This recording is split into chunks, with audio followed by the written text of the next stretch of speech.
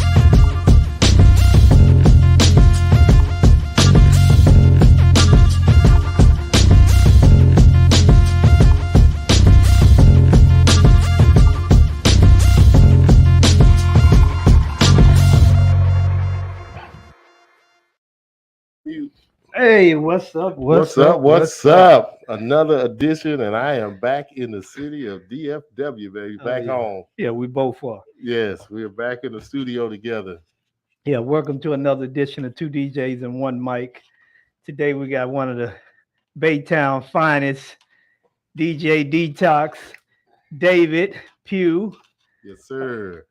And it's an honor. You know, I'm kind of jittery because I'm so excited.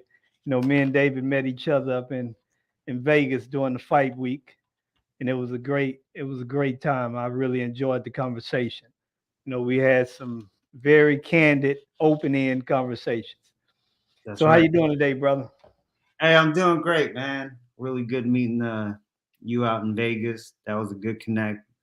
Shout outs to Big Mike. Yeah. That's my big brother for I think like 19, 20 years, something crazy like that right now. Yeah, that's crazy, man. Yeah, if you can, tell us about the story when you met Big Mike. Oh man, okay, so man, you know, I can't remember the exact year, but we're talking like 05, maybe something like that. I was at this point in my life, and I can share what happened before that, but I was at this point in my life where I was just cutting everybody out of my life. I was like, I'm done with everybody, but I got this thing called DJing that I've been doing since 96 when I was 13, right? And we can get into how that love became, you know, what it is, right? But yeah, it's around 05, 06. So I took myself, so I'm in Silicon Valley here, aka San Jose, California. And I took myself out of downtown San Jose where all the clubs were, right? And we have this thing, we still have this problem today in San Jose where we just can't keep a club. You see a new name every other week, you know? That's everywhere, brother.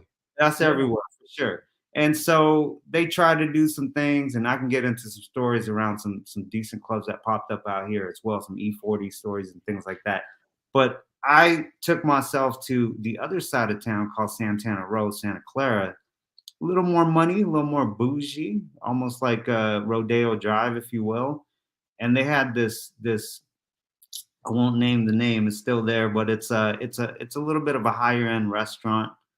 And they had a DJ. They had a couple of DJs there from Thursdays through Saturdays every week.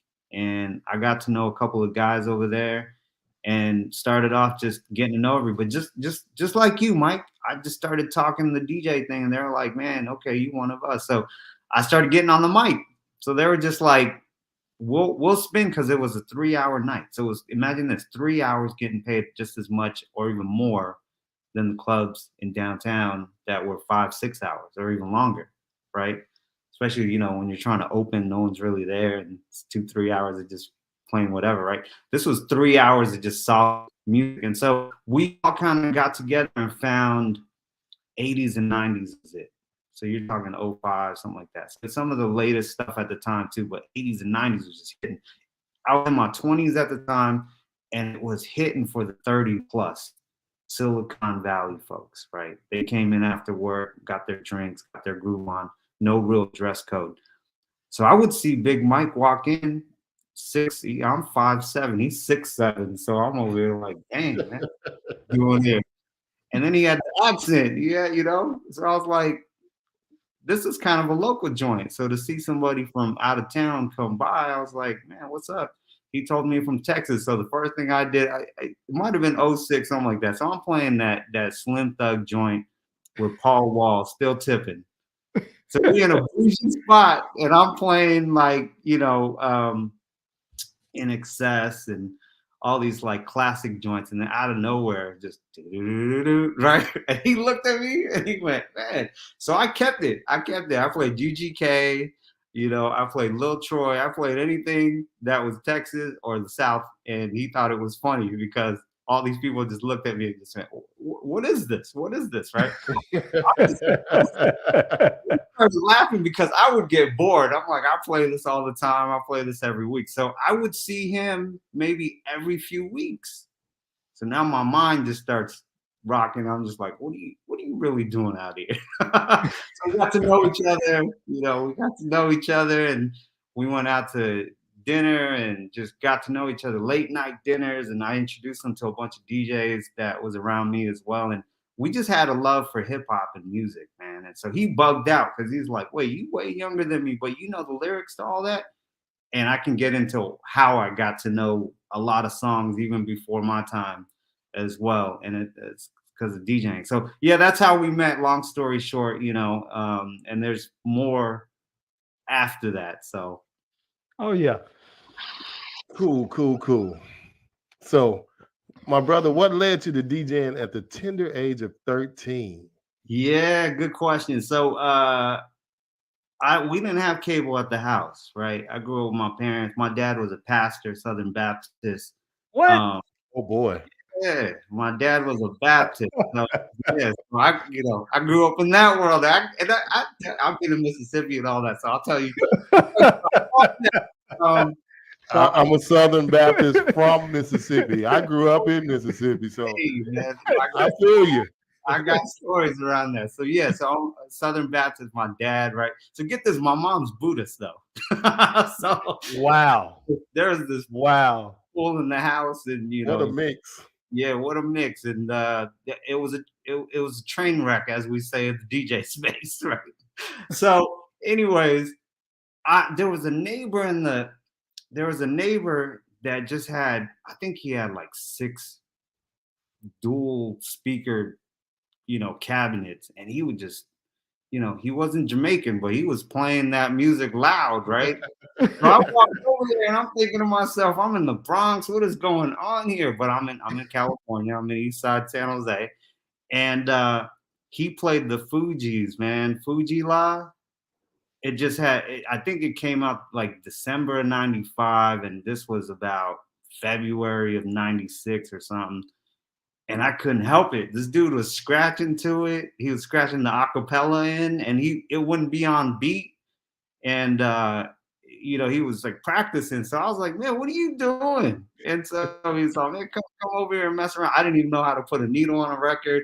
I didn't even know what the grooves meant, you know, so he taught me a lot, man. And so, it almost seemed like that was your first time seeing a record. Yeah, no, for sure. So you know, it's funny. I seen a record, but I wasn't supposed to touch it. So my uncle had all these 80s hits. He had all these 80s hits. He had Berlin, right? He had Oh man. he had all the freestyle joints, you know, Cynthia, Lil Susie, all that, and Stevie B and all that. But he's like, you can't touch this. Only I can play it. So I seen the record and I seen a turntable. I just couldn't touch it. But I was so bugged out because my uncle told me not to touch the record, and this dude was touching the record, right? So I'm like, what is he doing? So that I fell in love with it from there. He just took me in. You know, he was 17 at the time, and his name was Pac-Man because his name was Pac-Man. Paco, and so he called himself DJ Pac-Man. So DJ Pac-Man. yeah, Man, the names were back then. Boy, the names were something else. Brutal. Yeah, they meant something. They had meaning. they had me. That's right. His name was Paco, so you know, Pac-Man was natural. Yeah. Oh yeah. So what do you think the benefits, in your opinion, you know, learning how to DJ on a turntable versus a controller or CDJ? Man, I let me start with the future side of this question. I hated controllers. I hated Serato. There was a point, I think in the early 2000s, I just didn't want to do it anymore. I gave up. I was like, I don't believe in this. I don't think it's going to benefit us. I think it's going to be, it's kind of like, you know, I saw cats make beats on MPC 2000s and things like that. They were sampling and stuff like that. Then I saw a guy make a beat with loops. And I was just like, oh man, you know, and I kind of grew up like that too, where I wouldn't listen to anything mainstream at all, right? I had Razkaz playing, right? I had all the underground stuff from Kiss. I listened to the Wake Up Show. And I was like, man, DJ Revolution, that's a real DJ. These other guys aren't real. So I just had that battle mentality, right? You know, that B-boy mentality. So I looked at controllers as, you know, imitation. That was a DJ in a box situation to me, right? So turntables to me was just it. I saw old videos of DJ Aladdin, who I look up to. You know, I saw a DMC battle, and I was like, you can't do any of that on the digital stuff.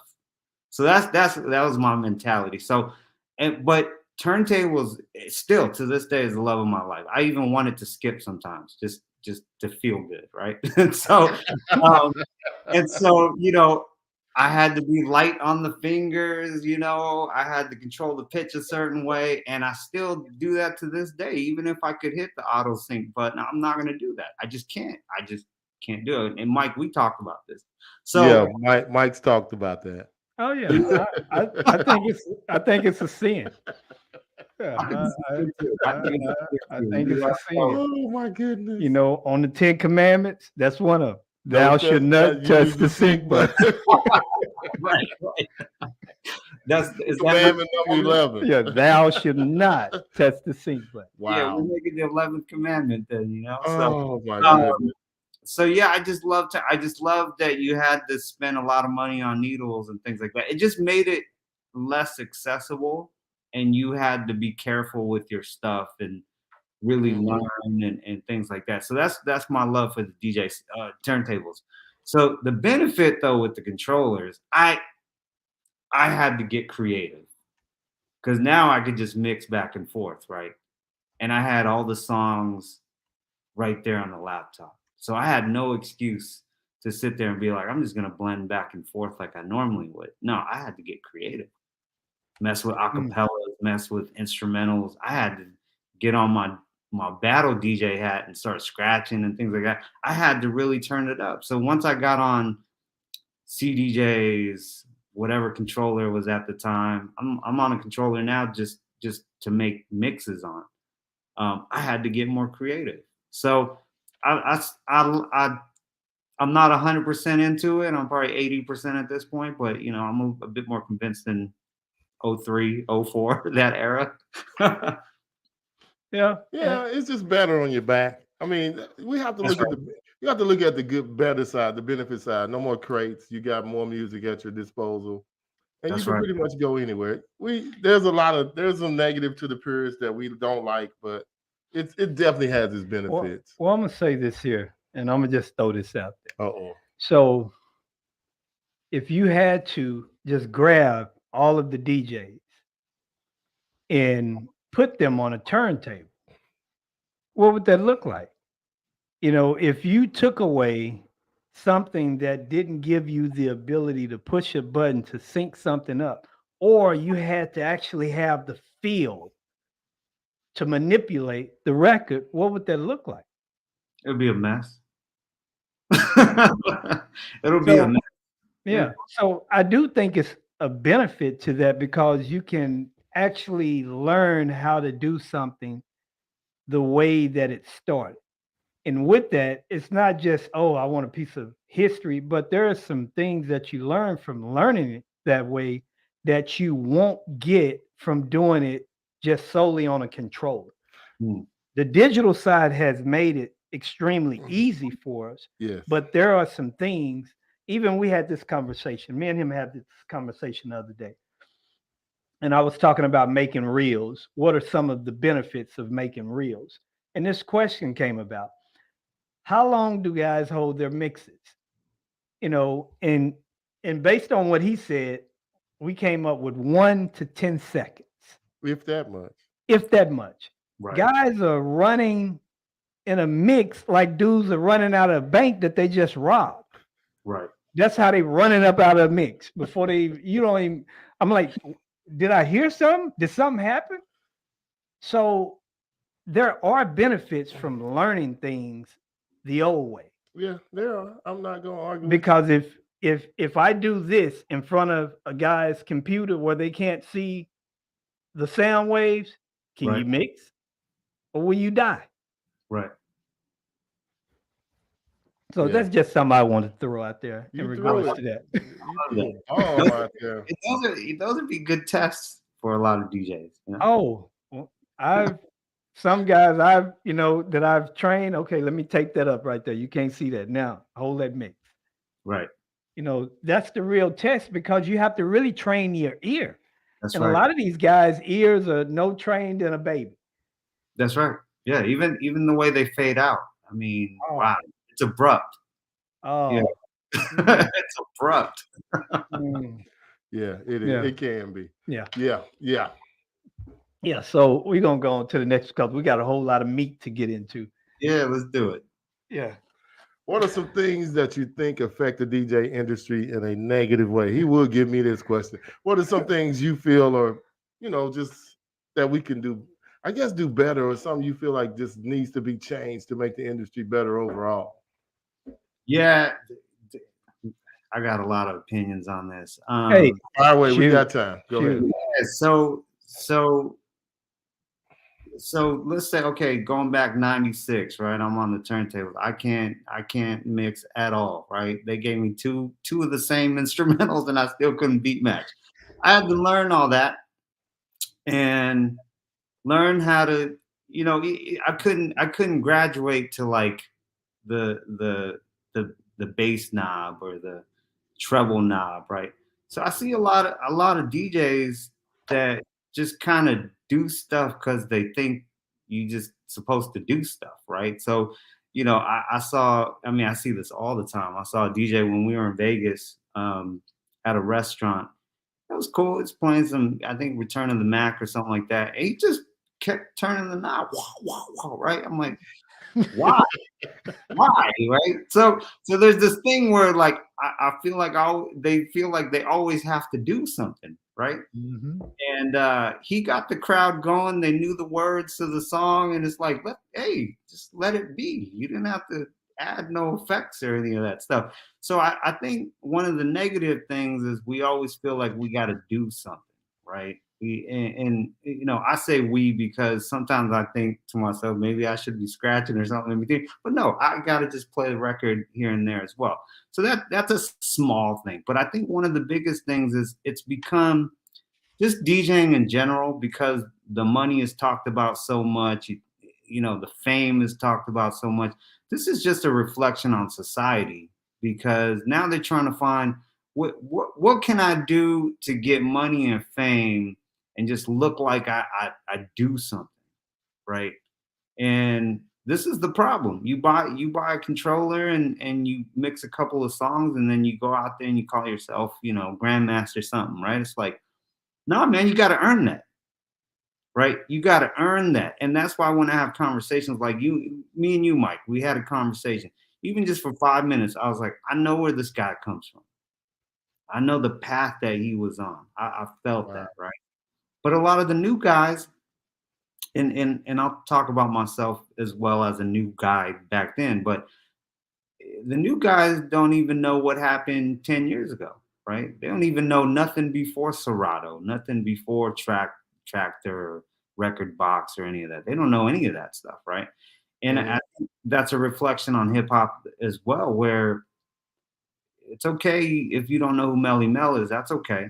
But at least understand that he was a part of this, right? I'm not playing any Furious 5 in the car for sure, but I know that they made some sort of impact, and I have to respect that, right? They paved the way, right? And so I think that's one of the things, not only in the DJ industry, but just hip hop in general, is we don't go and look back. And so I'll take myself back to 96. I wanted to scratch, and I saw, Pac-Man scratch Fuji Lion, and I'm at 96 now. Then I went to a DJ battle, and I kept hearing White Lines. I kept hearing Apache. I kept hearing all these classic records. So if you think about it, 96, 10 years back was 86, right? Mm-hmm. So all I had to do was kind of go, what are these records? I'm trying to understand this. And then I had a couple of mentors and a couple of OG DJs and said, hey, you got to know these records.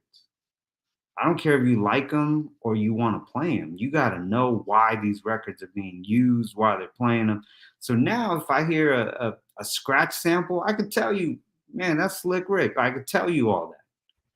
Even though I was a child, when all this came out, I can go tell you that because I took the time to study that.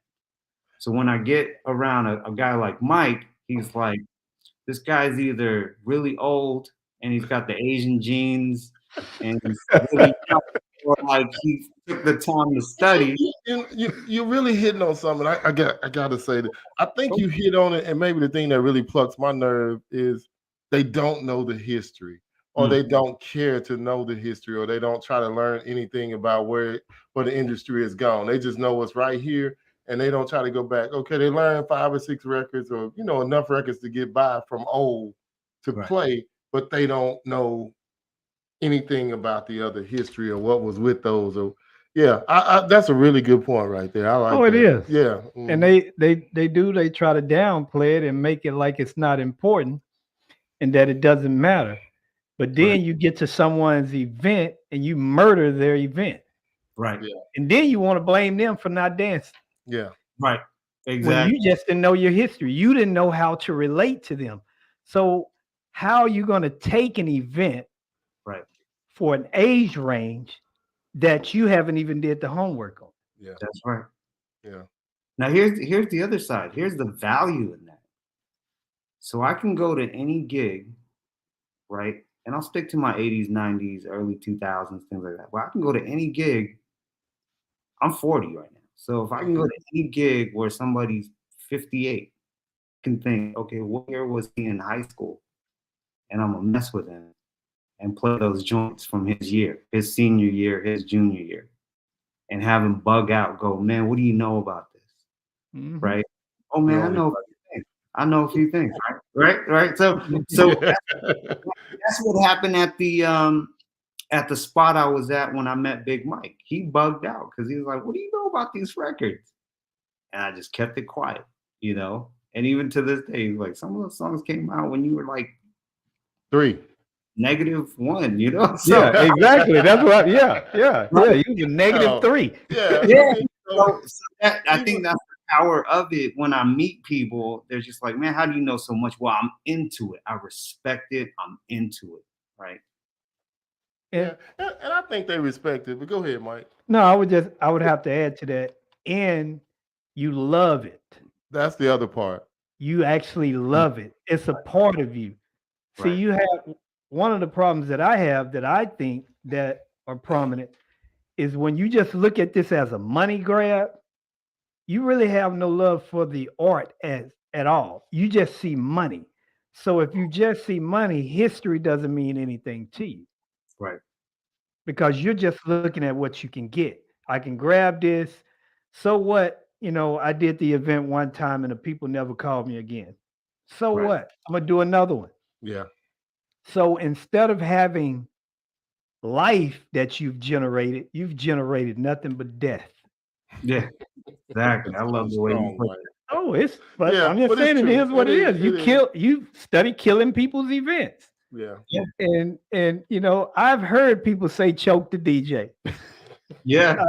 I've heard that. I think I've said that myself. So So- there's this thing today where it's like YouTube shorts and these short Instagram videos and things like that. A lot of these DJs won't be around for very long No. because you can tell they're in it for a different reason, right? Hey, get your money. I'm not checking nobody's pockets. But my thing is, I've been at this. My first paid gig was 97, right? School dance or something like that. I did every school dance and got paid, right? Young kid, I didn't have to go sell candy bars or any of that. It was $300 in my pocket, cash at all times. Hopefully the IRS is not listening, but it was in my pocket at all times, and I had VIP access to the dances, right? So I didn't have to wait in line or any of that. And that translated later on to the clubs and other things, right? So I parlayed all of those things I've learned, my broken back and, warped records because I left it in my hot black car. All those things I've learned later on to just appreciate things. And at the same time, I put in the effort and I'm still here. And now I can pick and choose where I want to spend and actually call some prices if I wanted to as well, which I could share how to do that, but that's the longevity, right? So in talking about prices, we talked beforehand. I want to get into some of that. How do you feel about DJing and pricing? And how did you get from where you were to where you're at now? How Yeah, were you able to demand the price that you asked for now? yeah, we kind of talked about this early on. First of all, you got to believe that somebody's going to pay you that, and you're okay if they don't pay you that. I think I took every gig just to take every gig at one point, right? I'm growing up poor, Section 8, WIC, all that. So I'm like, $100, 4 hours, breaking my back, I'm in. But at the same time, I loved it, so I enjoyed it, right? Did a lot of house parties, things like that. People spilling, Modelo and things on my turntables, but I got paid, right? And so I think I took gigs just to take gigs, and I learned later on to say, what makes how can I command more? What can I do to command more? And actually, it was a weird thing. This is one thing me and Big Mike laugh about. I didn't want to do a wedding for a friend.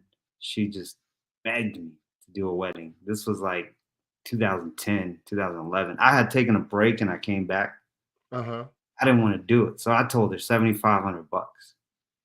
And I thought she was just gonna say, "You crazy." She said, "Yeah, my dad will take care of that."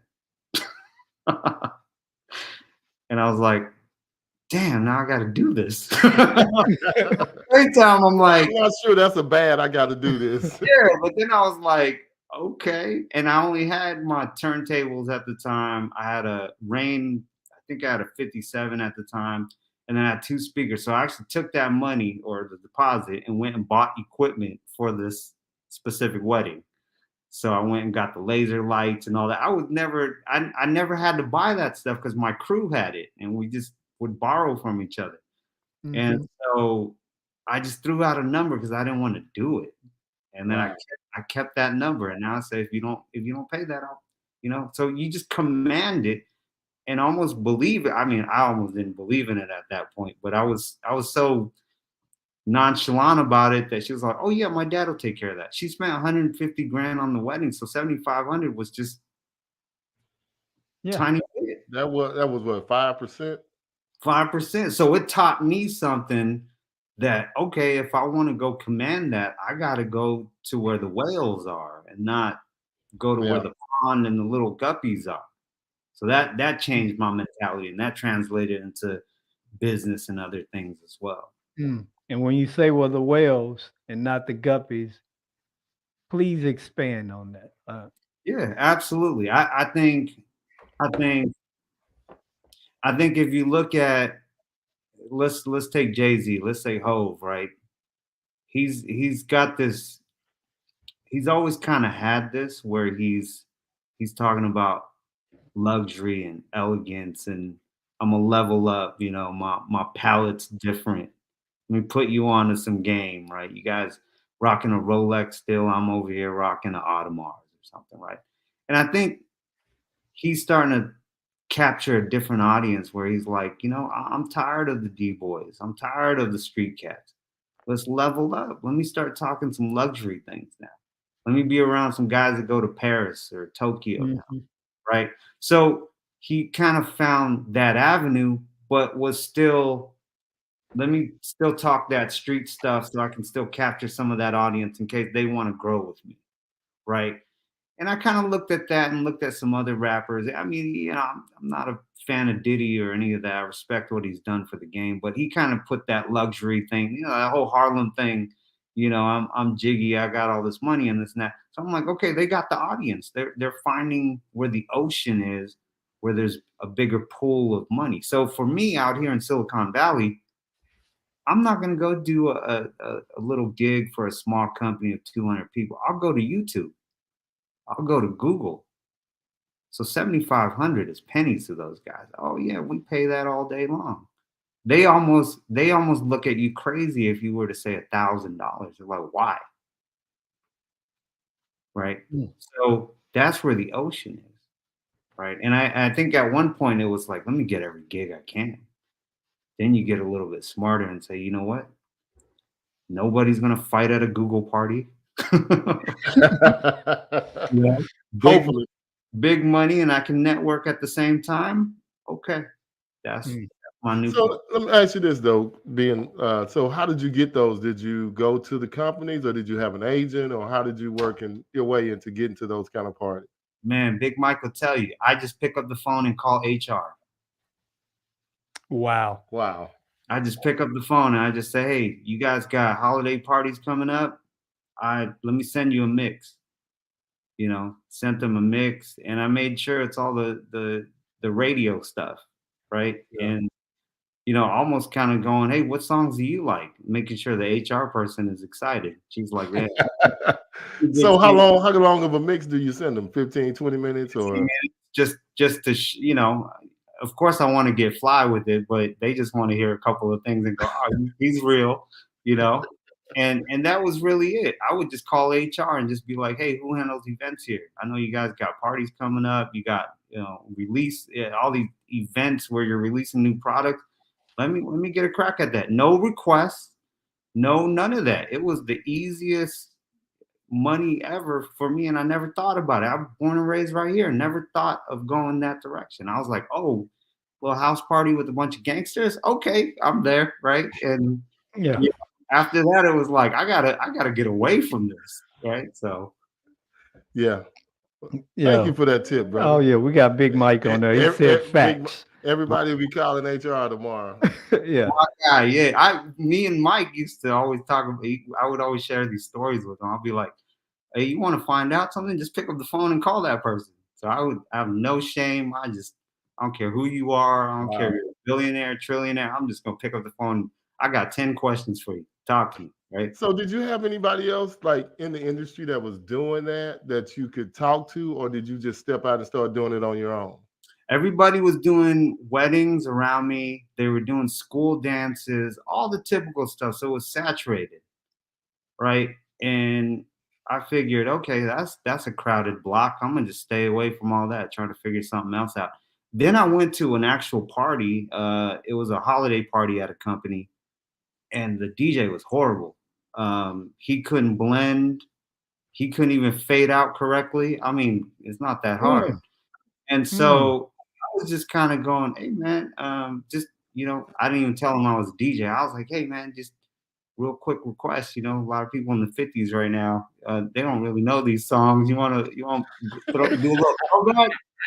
And he was just like, oh, I'll get there. And he never got there. And I was cracking up because I go, man, nobody's moving and grooving. He told me, he said, these are how the parties are. They don't move. And I was like, I'd debate that. But, you know, yeah, company party, man. Everybody want to let their hair down. It's a good year. Come on now. They have a little drink. They had a good year, all that good stuff. So I asked him, I said, how'd you get the gig, man? First thing he says to me, he goes, oh man, I go through this agency and all they do is call up companies. They just do corporate stuff. Who are they talking to? Who do they normally talk to? Right? And they said, whoever handles events, I think it's like human resource. Bing, light bulb goes off. Wow. I said myself. So I picked up the phone, and you know how HR folks, they pick up their phone because they think it's an employee calling. So I start calling, had 10, 15 conversations, and booked myself like 3 or 4 events. Here, I'm send you a mix. Wow. That's cool, man. That's some good stuff right there. That was worth the price of admission tonight. That right there. That's right. Well, it's, you know, sometimes the simplest way is a straight line. Yeah. And now for those of you that's out there listening, if you know you can't represent, don't you call them people. Yeah. Yeah. Don't do that. Don't call them. Don't do that. You know, and it's, I hope we get to a point to where everybody that's looking for a DJ, they require a sample. A sample. Yeah. I have a lot of people ask for it now. Hey, can you do this? Or you not one of them DJs, just put it on, let it go to the end and walk away. You know, people are asking that more and more. I think people are getting more and more educated about stuff now. Well, they're getting burnt. It's Yeah. a whole bunch of burning going on out there. That's what that is. But a lot of people don't know still. So another thing is, how do we educate the audience? You know, how do you educate? But I like what you said. You send them a mix. What else do you do? I mean, I'm just gonna pick your brain because I'll be doing this tomorrow. I'm calling somebody tomorrow. You know, I think one of the coolest things you could do is actually just share a mix with them. Just say, hey, listen to this. All right. That is so crazy. That is cool. That's it. You got to think, us DJs, when we share a mix to each other, I'll get to it, right? Yeah. But you know what? That's not true because, well, sometimes, but like if Mike sends me something, I may not listen to the whole thing, but you know what I'm gonna go do? To each part where I know there's another song coming, I listen to each blend and see what he did different, or if he comes over something or put something in it, I listen to each part of that. Now, sometimes if I'm riding or driving or walking or exercising, I listen to the whole thing.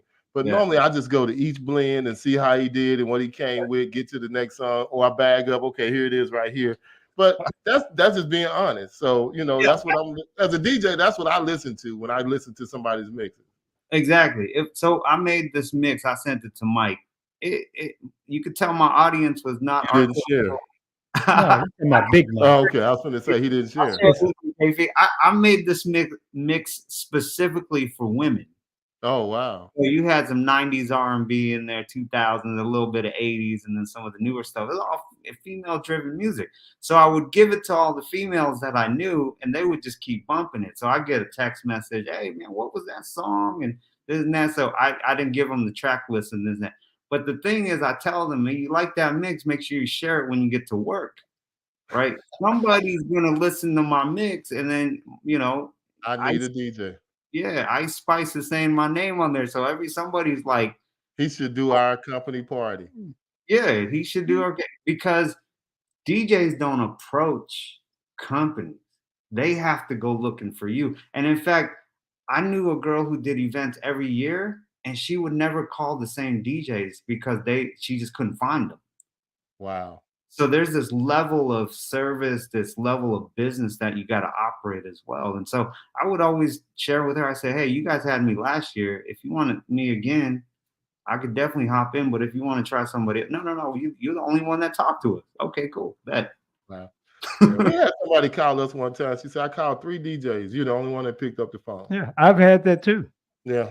Exactly. So this is my point: is you gotta be Present. that higher level. There's a customer. This is a real business, right? Yeah. So if you're charging $100, you're gonna get treated like $100, right? This Mhm. guy answers his phone. In fact, this guy had some, I had my cousin answer to make it sound bigger. But this guy is like a real company. And then I remember back then when I first started DJing again, I used to tell people I'm booked. I don't have time to DJ for you. And people would just be like, well, my wedding's not till May of next year. Well, put half a deposit down. I'll do it. They're like, okay. They would write a check. So I'm like, man, I gotta get Stripe or something. I gotta make this look bigger. Oh my goodness. That's the thing. It's like I hope you're better financially set up now. Yeah. What do you use? Square? What do you use now? I use Square. I use Stripe. Okay. Man. I'm all set up now for sure. But yeah, that was the thing early on was I had to look like a real business. And now people took you work. A lot of people don't think that stuff matters. Some people bragging, I don't have a website, I don't do this, I don't do that. Yeah, it works for some people, but it's not gonna work for everybody. And sometimes when you skip steps, you're missing out on business. And some of us can't afford to skip steps. Yeah, exactly. Yeah.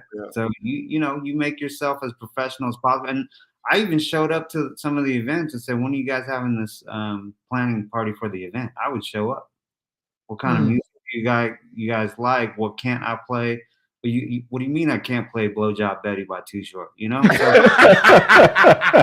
things like that would just come up. You can't play that at a corporate event, sir. I'm going to tell you that. I had to learn a little bit of that. Maybe at midnight. Yeah, I had to learn to get some cleaner versions of some songs. But other than that, I had to learn a few things like that. But at the same time, I was like, okay, what didn't you guys like about the last DJ? Oh, he never took requests. Man, that broke my heart because I didn't want to take requests either. But okay, for $7,500, I'll take some requests, right? So I had to learn these things. I'll go out in the audience and take requests. Well, I got for that kind of cheddar. You're gonna be like on The Price is Right. Yes. Come on down. You want to hear Baby Got Back. I'm playing it twice. Yeah. Wiggy. So yeah, no, but that's some good stuff, man. That's learn to be professional. We should not broadcast this live in our local station area because this is we need at least a week head start on this one. Well, this is the harsh reality. I know. The harsh reality is you'll have some people, they won't even hear what's being said. Oh. Because their minds are so set on what they're doing and them thinking that it's right. Mm-hmm. And then you have to look at some of the things that this require you to do. You have so many guys that are not DJs in the sense of DJs. Right. So if they have to share something that they did, it'll never get shared. Right. Or they'll share something that they didn't do. So to do this, although it's simple for people like ourselves, it's complex for others. Yeah. So I don't even, it's so many people that's not going to do what's necessary. I know we're helping a lot of people because this is some good insight right here. This is man. For anything, right? I've never thought about just picking up the phone and calling HR. Yeah, just call HR. You always want to, hey, do you work somewhere? You know somebody works somewhere, somebody knows you that works somewhere, know somebody. That's usually how it works. Or we've done some stuff around here with agents and everything, and I just feel like that was a rape job because they weren't wanting to pay you. Then when you try to go, oh no, we're not going. So let's pick up the phone. Pick up the phone. You better call Tyrone. Yeah, you can call. Yeah. So man, that's deep though. But trust me, I will re-listen and take notes, or I will take notes. I've been taking notes. No, that's deep. That's some good stuff. We putting our heads together for sure. We're gonna come up with some. All right, jump on to something else, Mike. Come on, what's the next one? No, I want you to tell us about some of these stories that you wanted to share with us. Yeah. I just want to open it up and let you go where you want to go. Yeah, tell us some stuff. Okay. Yeah. I mean, there's so many different, I always tell people just make your life a movie. Don't be that extra. or if you want the extras, go ahead and make your life a movie, right? So the thing about DJing early on was I just wanted to play music. I just was in love with music. Like I said, I grew up with no cable until I got to my grandma's house, right? But I had never seen music videos or any of that. I just hear things, right? I heard Jazzy Jeff scratching on. Go ahead. Can I call a time out? So your dad then wouldn't let you listen to anything at all? Nah, he Is that wanted why me. you didn't have it, or you just didn't have the money to have cable or listen to Oh, video? it's all the above, right? No money, Okay. right?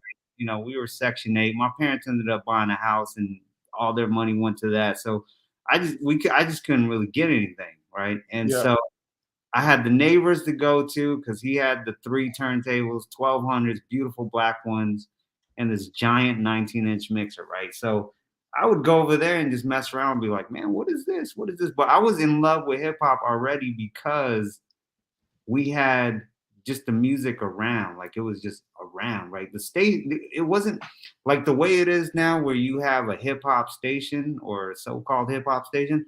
It was kind of mixed back then. They would play like, Oh man. right? Remember, I'm from Mississippi, so we probably got 2 or 3 hip hop songs after 6 p.m. Right, And exactly. that's it. That's all you got. It was the biggest hit. That was the cleanest hit. That's all we got.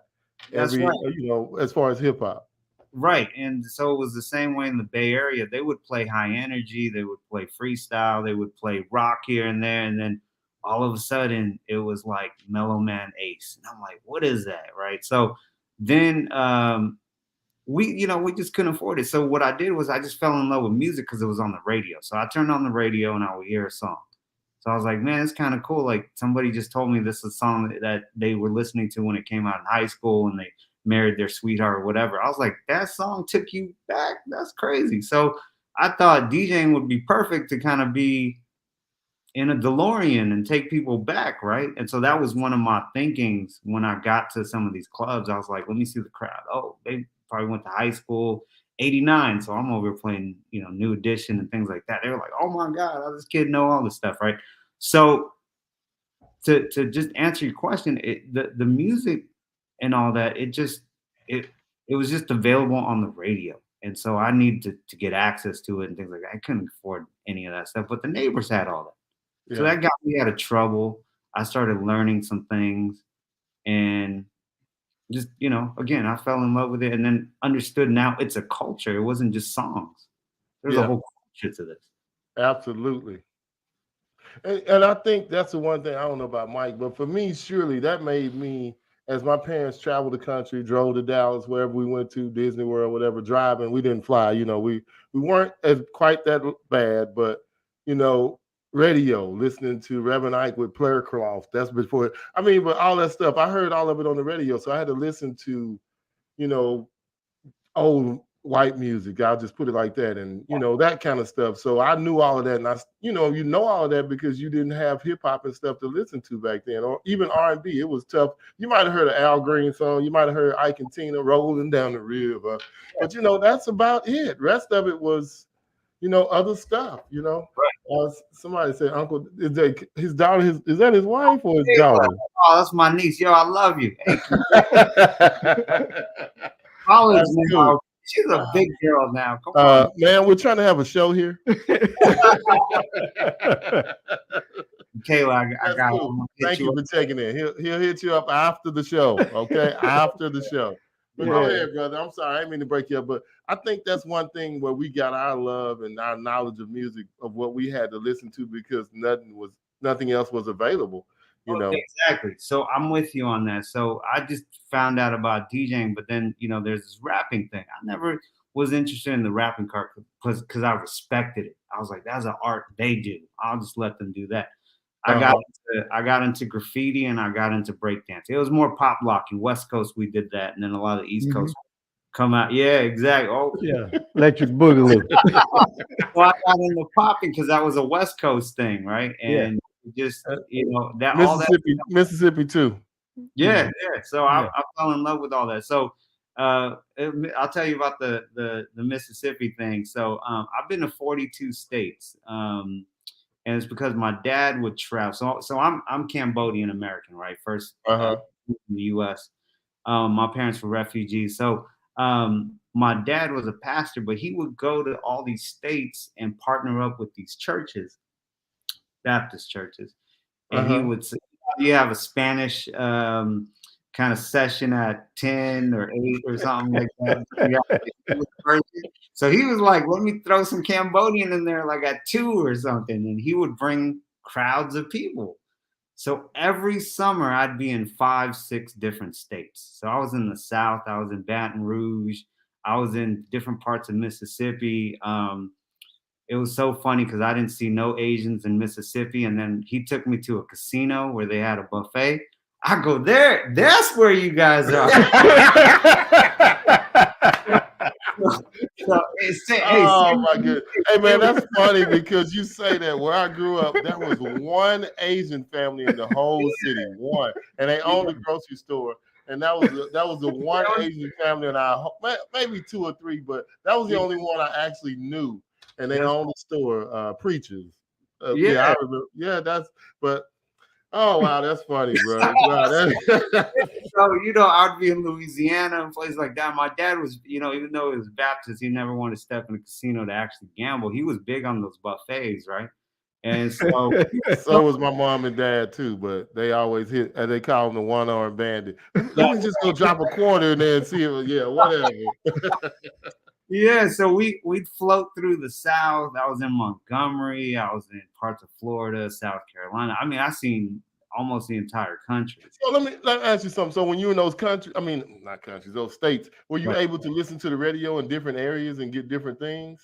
Yeah, good question. So I would always ask people, like, what's the hip hop station out here? And people would say, well, maybe there's this radio station, maybe this one. It wasn't like set, right? You're talking mid 90s, right? Late 90s. So you kind of started having a little bit of a format, right? Yeah, it wasn't set yet. And then a lot of people would just play it at night too. You were probably in church. So Sundays, right?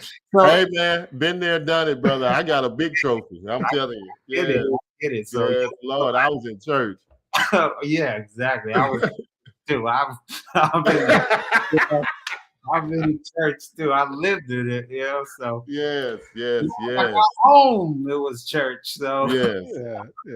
So 24/7. Yeah.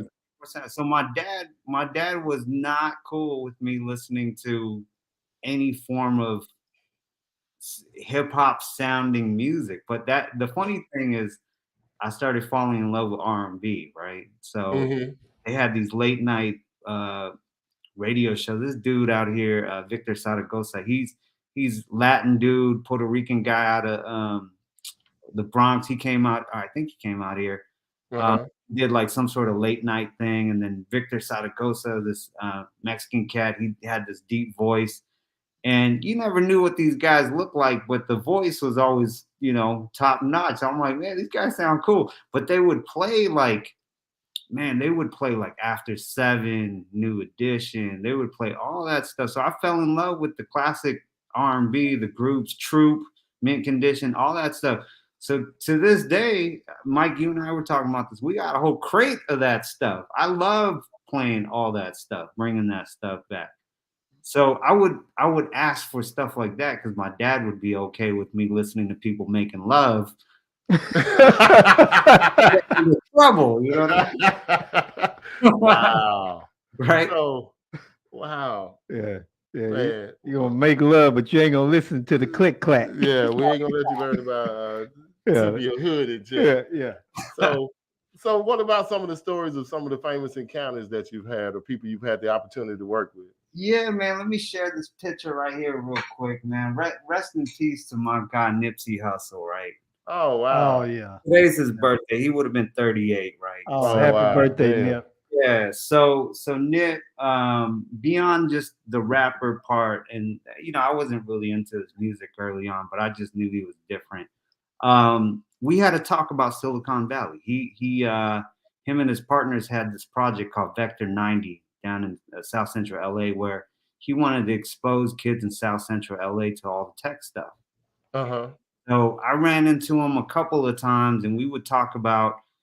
I would tell him like, man, we got robots delivering pizza where I am, and he's like, what? Right? I said, yeah, we got cars that drive themselves, right? You know, I'm a real polite dude, so I walked past a car that stopped for me, and I waved thank you. And I remember the first time waving thank you, and I'm like, there's no driver in the car. You know, I would tell him these, I would tell Nip these things, and so every so often I'd bump into him, and he had a opening of his marathon store, a reopening, and he got creative, man. He hired a CTO, Chief Technology Officer, which was unheard of in the music space. You just hire marketing, right? But he hired a Chief Technology Officer, this guy named Idris. And they got creative. Like you could scan the tags of his shirt and it would have exclusive music videos that you couldn't get anywhere else. So he'd get creative like that. He was just an early adoptee and all this stuff. So we always had good conversations when we bumped into each other. He was in San Jose a lot. Black Sam, who ran the store, awesome people, good people. That whole family's just good people. But I told him I was from San Jose, and he's like, "Oh, you from San Jose? That's what's up." Because most people didn't even know where San Jose was. I had to say Silicon Valley. That's the only way people would know where this area is, right? And so we always had good conversations every time I saw him. So that picture was about, I think it was about 4 months before he was. Oh man! Wow. Yeah. Wow. Gone too soon. Yeah, that was a young brother that was doing some great things, man, in the industry. So here's Warren G. Warren G. That's right. My mom's birthday. You can see my mom right here. She's a young lady. She's only 57. Oh yeah. So that's Kid and Play. I want to address the other guy, but that's Kid and Play, and then that's En Vogue, right behind my mom. Oh yeah. Okay. Yeah. And that's your mom in the middle? Yeah, that's my mom in the middle. So she's okay. always been supportive of my music thing because she didn't think I was gonna do anything else with my life. So like, at some point, you know, come on, man. Asian parents, man. I'm a college, you know, I stepped out of college, you know, I never finished college, but she, till this day, 40 years old, she's like, you should go back to college. I'm like, nah, mom, I ain't gonna do that. I'll buy a degree before I go back to college. So here's a little more recent. This is me and Mahalia. If you're not familiar with her, she's a true R&B artist out of the UK. Oh wow. The UK. You got to send us some of that, man. Oh, absolutely, yeah. So share it with us so we can find it and get on it. Oh, absolutely, yeah. So she's really, you know, she's a young lady. She's 24, 25. But man, you want to talk about somebody who loves the history of R&B, right? So beyond just the Troop and the Mint Conditions and all that, I mean, she can go way back beyond that. She can get to Roy Ayers, and she talks. Wow. She talks about all that stuff. So that's a young lady who I loved and respect from the get-go. I felt their energy, and we had a conversation, and I just knew she was special because she was talking about classic R&B and this and that. So that's just like the DJing thing. She said, I need to learn the history because I'm doing this art called R&B. I got to go learn the history. Wow. That's nice. Right. How did you get into radio? Or are you still in radio, or what about that? Radio was kind of a so back then the radio station would have these Friday night, Saturday night street parties, right? They would just call people up, you know, from different crews. We had a lot of it's so weird. The Bay Area doesn't have any DJ crews anymore, but we used to have a lot of crews out here, and people would just get put on. They're like, hey, come up with like a 40-minute set, keep it clean. And here's 20 songs you have to play. And, you know, here's some that you can just throw in there because it's in our top 40 list. And we just go up to the station. I think we were 17, 18, something like that. And it was our way of getting on. So that's really cool. Yeah, we didn't get paid, but I was able to say, hey, listen to the radio tonight. Right. Yeah, I mean, that's cool. Yeah, I mean, I had to beg for my first radio job, man. I told Mike that story before. I went up there probably 20 times, and then a guy, he needed a DJ because his DJ couldn't work with him. Right. So he told me to come do this dance with him. Right. And I did the dance, and he went back to the station and told the station manager, "You need to hire him next week." So I got a mix show the next week. Oh, I love it. Yeah. Yeah. Did you So mix, yeah. did you mix live? Did you mix Huh? live? Did you mix Yeah, live? I did it on the radio. Yeah. Okay, because I didn't mix live. No, I did it live. I mean, I had turntables. I dragged my turntables in the studio every week on Saturday night from 6 to 10 and go hard. Oh yeah, so we did an hour before, and then it would get edited and then broadcasted an hour later. No, I was the producer, the controller, the announcer, the MC, going between my records, chopping commercials, everything. You know, hey, this, You just a little Forrest Gump. Well, no, but I mean, yeah, I know radio has come a long way, man. But these were stations in Mississippi, bro. They still had reel-to-reels in some stations. Oh yeah, for sure. One of our guys. So let me shout out my crew, the Spinatiks. Shout out.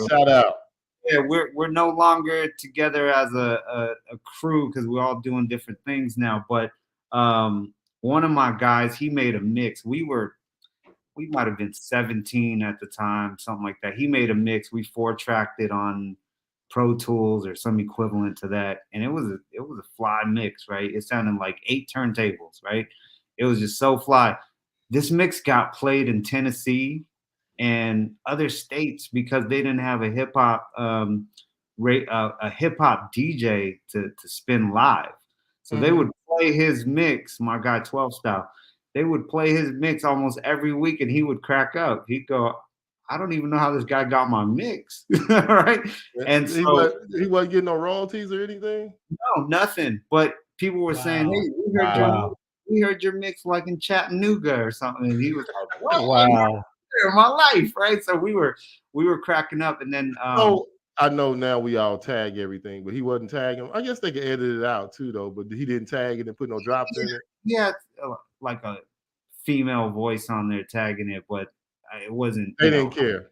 I don't think anybody cared. I think they just pounded on something, and he would crack up. To this day, we joke about that. We're like, man, wow. The second you had your mix kind of in a few different states, because people would hit us up saying, "We heard this while we were driving across whatever state," right? Because he would play the mix and say, "Did you record this? Because we heard this same exact mix."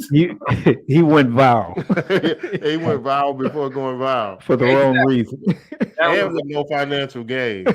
Zero. Yeah, exactly. Wow. Worse than a 360 deal. So, so shout outs to my other guy, Spindizzy, who just retired from radio. We've known each other for so long. He was the first to put me on a tractor or something like that early on. I was like, I don't want to do this digital stuff. I want to carry vinyl around still, right? And he ended up getting on a radio station in Sacramento, and then he went down to Vegas and ran that thing. And during the pandemic, I went down and said what's up to him because we haven't seen each other in a long time. I'm driving in the rental car, got my cousin with me. And I think it was 15 minutes after I left, he shouted me out. I was like, man, only me and my cousin will ever realize what he just did. Because I don't have it recorded, none of that. But it was just one of those things where all the DJs, and this can help people out there as well. This is like a fraternity. This is like a community. Yeah. We help each other out. So my guy 12 Style, although he's retired from DJing, he's running something at the Walmart Venture Group up here in Silicon Valley. So if I ever need a little plug into what they're doing at the Walmart Venture Group, I just say, "Hey, Johnny, it's me," right?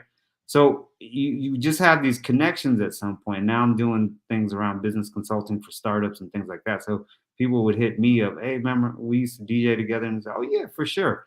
Bypass the friendship and all that. You a DJ, we one-on-one, we the same people. How can I help you? It's a big community. Yes, it is. Big fan. Big fan. That's right. And it's with it being a big community, it's just, you have some of us that's really not a part of the community. So we really can't even understand how that is or the benefits of it because we're in it for the wrong reasons. Right. And for those of us that are in it for the right reason, it is a community and it's a great one. Because, we sit up and had, the only thing that stopped us from having, farther in our conversation is because we had to go catch a plane. Right. Other than that, we'd have been still chopping it up. Right. You know, so it is, and Yeah. it's There a was great no, thing. there was no real intro, right? It was just, hey, what's up? Yeah. We started talking about equipment and music and this, that, made some jokes here and there, and it was like, I know who this guy is. He's Yeah. been through the same journey, Mm-hmm. right? Yep. And that's the thing I think people don't realize is this is truly a community, and you can sniff out the real ones from the ones that are, doing it as a, it's like the Paris Hilton thing. I'm like, how is she DJing now? It's like, even Snoop Dogg, I got mad love for Snoop Dogg, right? Legendary, but why the DJing thing? Like, Yeah. Wow. so it's like everybody's trying to hop in that lane because an EDM DJ is getting paid $10 million a year or something like that. It's like that's good. I appreciate that. We love all that, but let's have a bit more respect for the game, for the culture, preserve it. Let's teach things, right? Have some standards. I think that's important. Accountability, have some mentors, have some OGs, have some people that say, I know who you are, man. I know where you're going. Let me give you some game. I think that's important. But you just pressing a button here and there. I can just play Spotify. I can just put Spotify on. What's the point? Right? Wow. Yeah. Really. You said a mouthful, but wow, man. Nothing like a push button. Nothing like a juke button. Did we hit everything? Anybody got any questions? Did we hit everything, Mike? Because man, this has been good. I feel like we could talk to this brother for about 2 or 3 days. Yeah. No, it's always good, Get down to Dallas and I feel like I know you already, man. Because Mike, as soon as y'all got through talking, he picked up the phone and called me. Same thing I do. Like I went to Atlantic City to a DJ conference, and if I meet somebody interesting, I'm gonna instantly tell Mike. Like I met this dude from a DJ thing they got called Crate Hackers. So I called Mike, told him about it, and he called, hey man, you got to meet this guy. I got to get him on the show, man. We met. He was real cool, DJ Detoxx. So I'm trying to look you up and everything, and so just to check you out and see what he's talking about. But yeah, it's a big fan, man. And when you meet somebody a purist, we just might as well say, if you meet somebody pure to the game, knows the game, been in the game, right away. Yeah. Yeah, he's basically, he or she is one of us, right? And so and like the guy I met a couple weeks ago up in Atlantic City, he told me, he said, man, I seek to know. So he was acceptable because he said, I know I don't know everything that I need to know about the older music. So I'm trying to learn. So it would be cool if I could get to know you. So I was like, wow, okay, here's somebody actually admitting to me that they don't know everything, but they seek to get the knowledge. So of course, I pulled him in the stable, and I'm gonna definitely help him out with anything I can ever help him out with. Yeah, and if I could help out as well, let me know. Just loop me. I will. But yeah, he's a young, good brother. I like that kid. What you got, Mike? Yeah. So what do you think is something that we could do to make our industry better? Yeah, I think so. Let me use rap and rappers as an example. If I had somebody with bars, right? Whoever, and then I had somebody with no bars, my mom would think that's the same artist. It's just, they're doing the same thing. There's no difference, right? It's like here's a AMG Benz and here's a regular Benz. It all looks the same. So I think one thing about DJing that we gotta do as a group, and this kind of touches on a thing I mentioned kind of previous, is we gotta showcase what's real and what's not real, and almost just kind of say, and I'm okay with this. It's like a little bit of a spanking, right? JP, you're Baptist. I'm sure the spankings were, or the belt, or the antenna. Extension cord, the cup. Yeah, I got hit with it. So I think we got to kind of spank some people up a little bit and just show them, hey, you know what? We won't tolerate that. That's not really us, right? And so there has to be, look, I'm all about unifying people and all this other stuff, but there has to be a degree of levels, right? So like plumbing and construction, they have the journeyman, the apprentice, all that. You don't just all of a sudden, hey, I'm the top dog. I can fix this entire house. No. You got to go through the process, my friend. So I think we need to showcase that there's levels to this and that we're not all the same, right? And there's a standard to this. I think that's important. So JP, you're a military guy. Imagine a guy from boot camp, like, I'm just going to be sergeant tomorrow. What? Right? You know, uniforms different, they talk different, they move different, right? And so there has to be a level of segmentation between, hey, I'm the new guy, like you said, Mike, or JP, I'm sorry. You got the new guy that says, hey, I'm new, I don't know everything, teach me. All right, you actually with us, so we're gonna help level you up. Maybe even skip a step or two, or we're gonna level you up. But there's some, that's what you do on that side, that we don't condone that. You go do what you do, right? There has to be a level of that. And if it has to be a little bit of a whoosh, and it is gonna be that, you know. Yeah, but it's so hard because they're Well, I think what makes it hard is you have those of us that know the difference. We don't band together and make it a standard. You have cliques of us that are together, but there's still a ton of separation. And that separation is based on jealousy, envy, and all of these different things. So if you have division, it makes it hard to make something standard. Because for me, if you see someone that you know is not where they're supposed to be, and you don't say something to them, you're just as wrong as they are. Because you are allowing them to think that there's something that they know they're not. And people that are hiring us, they don't know. And it's like I was telling Jeff in Vegas, when I watched two people just commit, three people commit sin, just sin on top of sin, right. From a DJ standpoint. If I would have had a Tommy gun, I would have chopped him in half. Right. I would have been Al Capone. The real problem is when people will sit there and they say nothing and not even knowing that they're being victimized. But do they know? That's the problem. Do they know that they're being victimized? No, they don't know. That's why we have to do our part. Right. They don't know. So you got, call me an old head or whatever, but the state of hip hop is just terrible, right? So you got all these people I can care. It's very simple in the same fashion as that. Oh, I just say a bunch of words on a beat, sign me, right? I gotta add some tattoos on my face and color my hair or whatever. I'm just gonna be one of these guys. Now, here's the funny thing: the long-term career is not gonna be there. It's a short-term thing. So I don't worry about that. They're gonna dissipate and disappear. But the funny thing is, they're just letting anybody do that.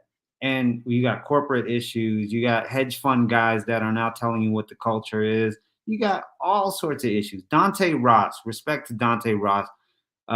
His book is amazing. I got it somewhere here, but he's one of the top 25 A&Rs of all time, according to Complex Magazine. Signed Queen Latifah, Busta Rhymes, all these names that are still around to this day. Mm-hmm.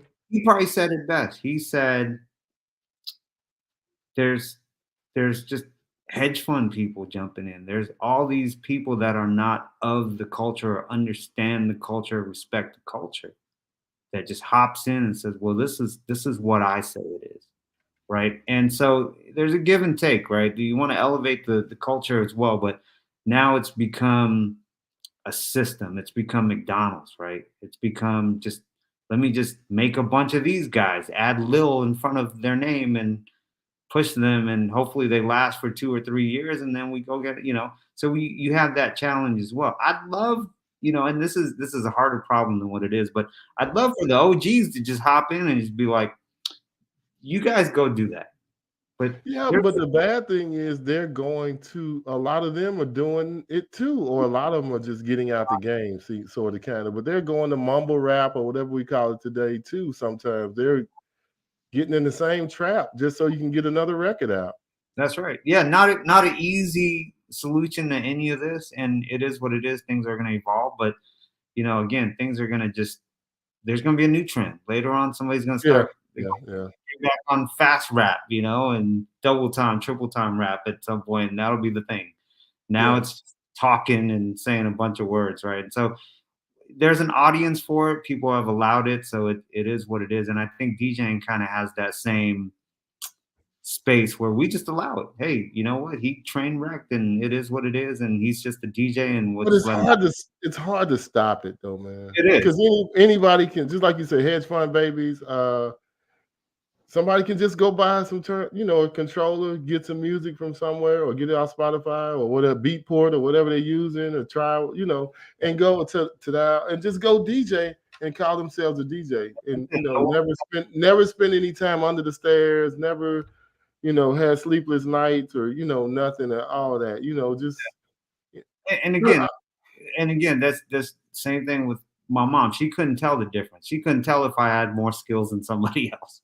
She's like, oh, she does it too, or he does it too, right? And that they put you in the same category. So there has to be some sort of level of segmentation. And maybe, the three of us can put our heads together and start like a DJ association and say, if you want to be part of this, you can learn the business and charge more and all this other stuff. But you got to understand the levels of this. You got to go through a level 1 through 10 understanding of the game, and here's some business knowledge and things like that. Maybe that's some we can create. Mm-hmm. And I pose that question in groups. Oh man, no, we don't need no certification. We don't need this. We don't need that. Okay, well, you still gonna have people out here. Well, those type of people. I'm gonna just be honest with you. Those type of people are not the people that I want to talk to, because you have a large segment of people that they just don't want to deal with change, because change requires you to do something. Basically, what they're telling you is, I don't want to do nothing. Yeah. So they I don't need to be to regulate them, because they probably they right in that same little segment of garbage that keep jumping out of the trash can. So it's the same, and I agree. The only way it's going to happen is we have to do our part. Yeah. Everybody has to do their part. Because what we're seeing, where we're at, is a product of an influence that has went rampant. So we have to create a new set of influences. And once you do that, then you allow it. We may not see it in our lifetime, may not, but we have to do our part. And I know this for a fact. Everybody that I've DJ'd for that have been victimized by the so-called DJ, they never hired them again. Yeah. Right. And they knew what a DJ was. Right. Oh, even to the point, I remember a situation. I did an event for someone, and I was doing their reunion, but I was not able to do it the Friday night. Mm-hmm. And the Friday night was more like a meet and greet. So I sent someone. Guy couldn't mix. I got a call that next morning. Hey, don't you ever send me someone that doesn't do what you do. It's tough out here, man. But so we have to set the example. And I'm pretty sure you can attest to that. If you went behind a bad DJ, they never went with that guy. Like in the corporate events, you said it yourself. Never again. Yeah, they knew at least to a level that this guy is just kind of just there pushing buttons. Kind of just there pushing buttons, and they could smell it. I mean, these were younger girls that were in HR, talent recruiting, and things like that. So they kind of looked at this guy and go, I wish I knew who that was making these comments. Put your name in there, because we can't see your name. All we see is Facebook user. Yeah. So go ahead, Dave. Go ahead, Dave. No, I was just saying, but shout out to like the beat junkies down in LA, right? These guys have been around. Dude, I love their website. I love it. I watch their Instagrams, and they got 10, 12 people in there all getting it in. And so these guys have a DJ school, and they definitely are teaching the young cats who are going to school. Yeah, they're teaching. I got a shout out to my boy out of Toronto. What's up, man? Can't wait to see you in Vegas in November. But what's up, DJ Ecstasy? Nehru. Yes. What's up, DJ Nephew? Yeah. Yeah. Oh, enough of the shout outs. Go ahead, Dave. I'm sorry. Yeah, loved all the DJs for sure. But yeah, I was just saying that like Beat Junkies, they got a DJ school, which I wasn't really a fan of initially. I was like, you gotta learn this stuff on your own. But what they're doing is amazing. So shout outs to them. And they're definitely teaching the fundamentals. They're teaching the history and things like that. These guys are legendary, right? They've been in battles. DJ Babu was or still is part of Dilated Peoples, all that. So I mean, I think there's people doing it, and it's just more of educating the mass on what the difference is, right? Because definitely you going with the corporate DJs who don't do well, they don't get rehired. And this is what I was talking about initially about the short-term career. Like, oh yeah, we could tell you ain't gonna last. Yeah. I was telling Jeff, we were talking about this. If you do an event, the real success is the residual from the event. Yes. Not the fact that you did the event. If Right. this is an event that is consistently happening, if they don't call you again, please believe that you didn't represent. Yeah. For the It was- most part, you did not do your part. Right. Because when you do your part, people will hunt you down. Yeah. And Right. I had a client the other day tell me, she said, well, we're going to hire some other services, but I already know who my DJ is going to be. I don't want anybody else to DJ, but I'll let you know if we're going to get 2 or 3 photo booths. Oh, But yeah. I was like, okay.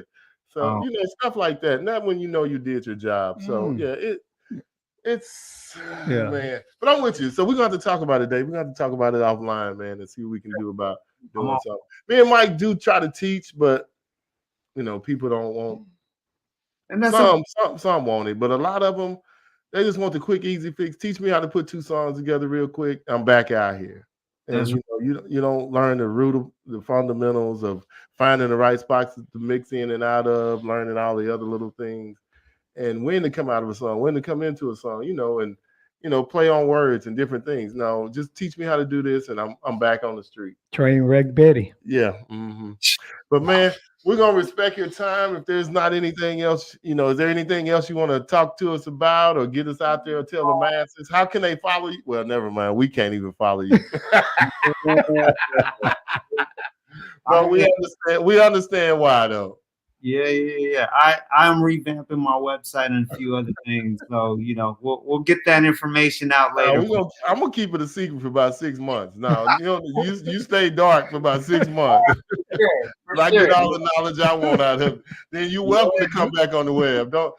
Don't call, don't take no phone calls, no nothing. Oh, for sure. Yeah, you got a direct line now. So yeah, I got to definitely meet you. Maybe you can be in Vegas when I'm out there in November or something, man. Yeah. We'll be out there. Just let me know when. Okay. Yeah, Mobile Beach.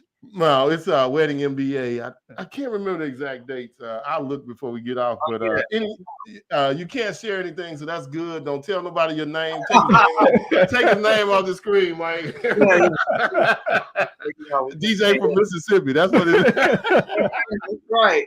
Oh my goodness, man! All the knowledge, man. Now you share some gems, brother. I mean, we never know we're gonna get on this show, and we never know. How it's gonna go, but we just love authentic conversation about the industry where people just jump on and talk and just share and tell their story, and hopefully they can bless somebody or educate somebody or get them something. But I'll be out there from November the 5th to about November the 9th. Okay, yeah. But I'll definitely hit you back and let you know. And maybe me and Mike could do a 2-day trip to LA or San Jose or Santa Clara or the Silicon Valley. I ain't never been there, so I might need to do that. Yeah, come through. I see we had a user that dropped the information in the thing about Wedding MBA. Right there, November 6th. Yeah, they dropped it in there so somebody would know. But yeah. So do you have anything else that you want to share with anything you're working on? You want to share with the industry? I'm working on a lot of stuff. I think we could save it for next time. Maybe we could do a part 2. Yeah, we could definitely get you back on the show again. I would love to share like the game on the business side of things, whether you can use it for DJing or other things, right? I got a lot of knowledge around that I think could benefit a lot of people, because if I could help one person, I could help a whole family. You know what I mean? So wow, I like that. That's stolen. I can help one person. I can help a whole family. I can help a tribe.